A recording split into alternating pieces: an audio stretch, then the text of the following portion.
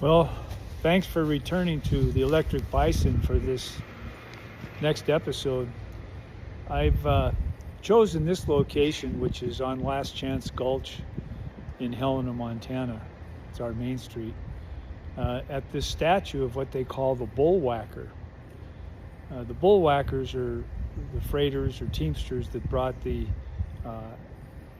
oxen trains into Helena with the supplies from the railhead down in Utah, or the head of steamboat navigation on the Missouri up at Fort Benton. And they would use these whips not to damage their animals, but to put a sound next to their ear, and the sound of the whips along with the cursing of the bullwhackers are what made these long wagons lumber to and fro in the mountains of Montana. The reason I picked this is because I'm trying to explain that we didn't do that with our soldiers during the war with Mexico. When they were whipped or lashed or flogged, they were actually flogged. Their backs were just pulverized. Lashing had started in the U.S. Army under George Washington. It's not talked about much, but he used lashing or flogging. And then in the War of 1812, after that, it was discontinued.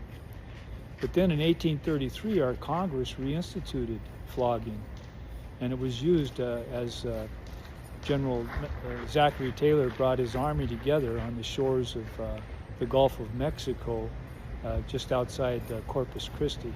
Corpus Christi was a small Mexican town then in Texas at the mouth of the Nueces River. It only had about 100 people. So the army was spread out on the beaches of the Gulf of Mexico, and it gradually built over a 7.5 or 8 month period into about 4,000 men, 3 infantry brigades and 1 regiment of dragoons. When Colonel Twiggs brought his 596 dragoons over from San Antonio, 50 of them deserted. And during the time that General Taylor had his army there at Corpus Christi, he started with 533, and then he had about 4,000 before they took off for Mexico. But they had 236 court-martials. It was like a perpetual court-martial in session all the time except for a couple of weeks.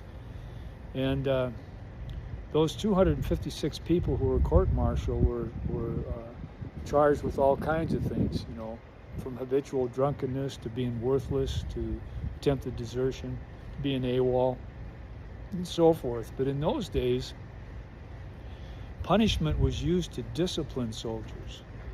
And so lashing was a biggie. If you tried to desert, you'd get 25 lashes if you turned yourself in, but you'd get 50 if you got caught. And of course, if you didn't get caught, you were out of there. The other punishments that were used, physical punishments we're talking about, that were used for discipline were branding. You could be branded with a D on your hip for being a deserter, or an HD on your other hip for being a habitual drunkard, or an M for being a mutineer.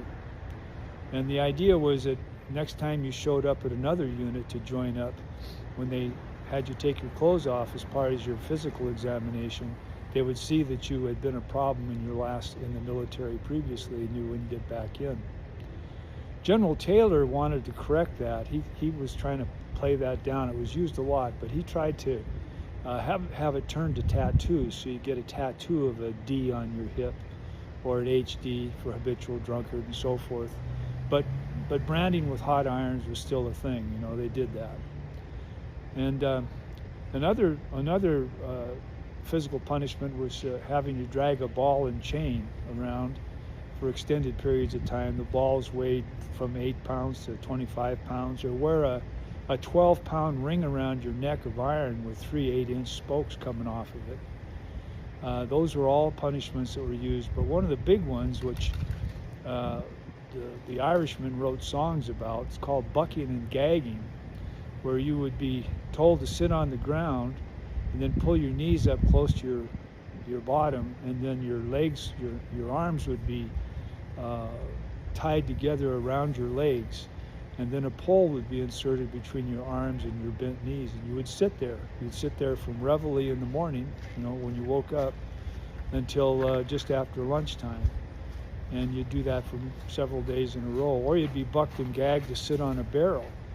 Or you'd be told to stand on a barrel 2 hours at a time between lights out and taps at midnight, for days at a time.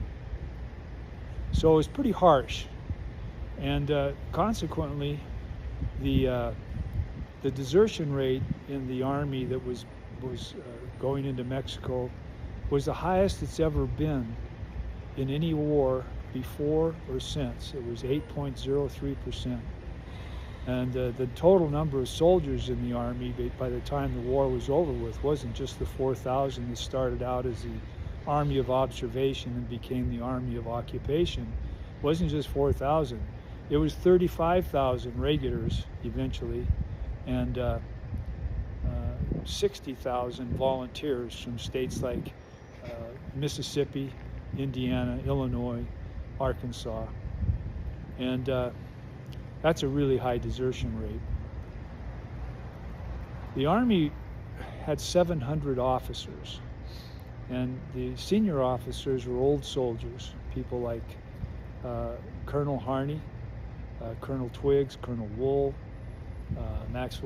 Zachary Taylor, and they'd got their chops in the Seminole War or in the Trail of Tears, escorting the tribes from southeastern United States out to Arkansas and Oklahoma, the Indian Territory, the Trail of Tears, or in the Black Hawk War.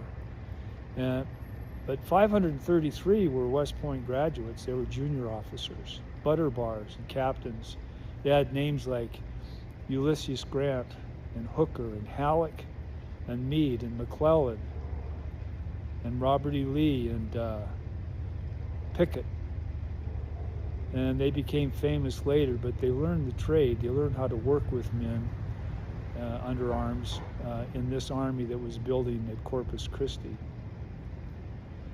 The Army's gotten away from punishing for discipline. I mean, you got to do your 50 push-ups, and you got to run with the pack on and do all that kind of stuff. Everybody's done it that's been in the military and basic training. You got to deal with really hard to deal with sergeants, in your face.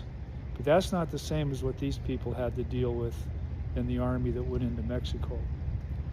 The gentleman that I have mentioned several times, John Riley, he was he had had a lot of experience in the British Army, and when he crossed over, it was for some combination of religion and politics. He didn't like what we were doing to the Mexicans, and I think a lot of the deserters felt the same way. And they'd get scarfed up by the Mexicans. The Mexicans were looking actively for deserters to put into their foreign legion.